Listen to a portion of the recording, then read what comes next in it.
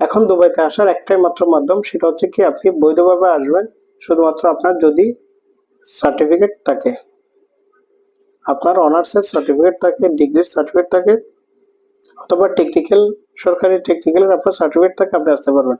But আসার আগে আপনার যোগ্যতা কি, আপনার কাজ, সেটা আপনি অবশ্যই আপনি জেনে শুনে আসবেন। এখন কেন সেটা, কারণ এখন মিনিমাম আপনার 4 লাখ টাকার নিচে তো আপনি আসতে পারবেন না। এই টাকাটা দিয়ে যখন আপনি আসবেন, তাহলে একটু চিন্তা ভাবনা করে আসবেন আপনি এখানে কাজ করার কতটুকু যোগ্যতা রাখেন।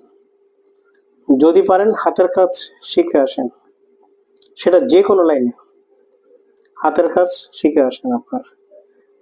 কারণ পড়ালেখা যদি আমাদের ওখান থেকে অনার্স মাস্টার্স করেও আসে, কিন্তু এখানে কোনো কোম্পানিতে জব দেওয়ার মতো, জব নেওয়ার মতো তাদের যোগ্যতা থাকে না।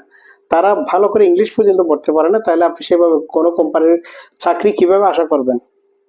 আপনি তো সেই চাকরি আশা করতে পারেন না কোম্পানির কাছে, কারণ সেই যোগ্যতাটা আপনার মধ্যে থাকে না। আপনি এডুকেটেড অবশ্যই, আপনি অনার্স মাস্টার্স কমপ্লিট, বাট আপনি যে ভালো করে একটা ইংলিশ আপনার ইন্টারভিউ দিবেন, সেই যোগ্যতা আপনার কাছে থাকে না। অন্তত ইংলিশটা কনফার্ম করে আসবেন, তাহলে আপনি ভালো কোম্পানিতে জব পাবেন। আপনাকে অন্য ধারে ধারে লেবারের অবস্থায় গিয়ে আপনাকে ঠেকতে হবে না।